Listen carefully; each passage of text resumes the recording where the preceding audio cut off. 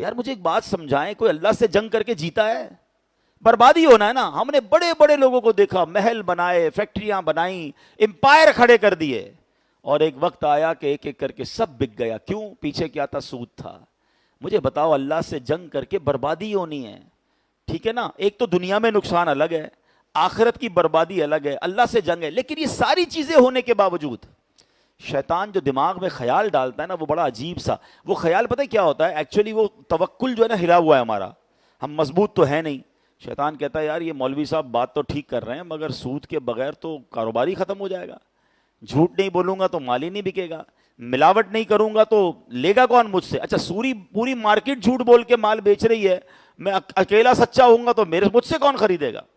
تو طرح طرح کے وسوسے دماغ میں شیطان ڈالتا ہے. اب میں آپ سے ایک سوال کرتا ہوں، مجھے ایک بات بتائیے، اگر کوئی یہاں ایسا بیٹھا ہے، اگر کوئی بیٹھا ہے یا مجھے سن رہا ہے لائیو، کہ جو حرام کما رہا ہے، سود سے، رشوت سے، ملاوٹ سے، واٹ ایور، اس کو پیسے مل رہے ہیں، روزی مل رہی ہے، جتنے چاہیے وہ کما رہا ہے نا.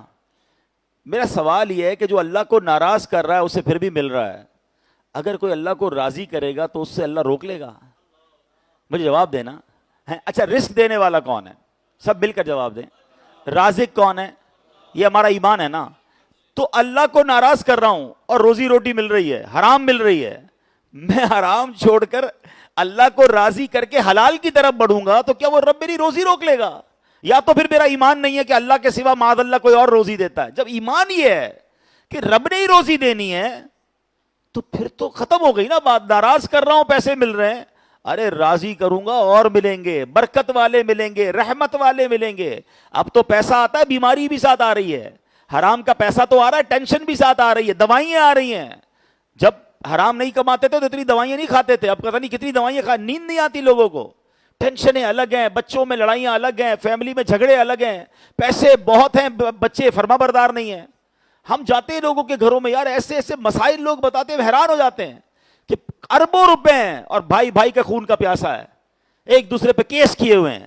کیا فائدہ ایسے پیسے کا یار، کہ بھائی میرا نہ رہا، بہن میری نہ رہی، میں ماں باپ کا نہ رہا، ماں باپ میرے نہ رہے، ماں باپ کے ساتھ بچے لڑ رہے ہیں.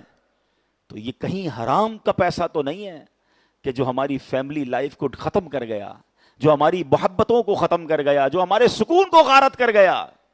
بتاؤ پیسہ کس لیے کماتے ہو؟ سکون کے لیے نا. پیسہ ہے اور سکون نہیں ہے تو کیا کرنا ہے اس پیسے کا؟ پیسہ استعمال ہی نہیں کر پا رہے، اتنی بیماریاں ہیں تو کیا کام اس پیسے کا؟ اس سے تو وہ غریب اچھا جو دال روٹی کھا کر سکون کی نیند سوتا ہے، حلال بھی کماتا ہے اور بچے بھی فرما بردار ہیں، حلال کماتا ہے، گھر میں ٹینشن کوئی نہیں ہے، تو وہ زیادہ سکون والا ہے نا.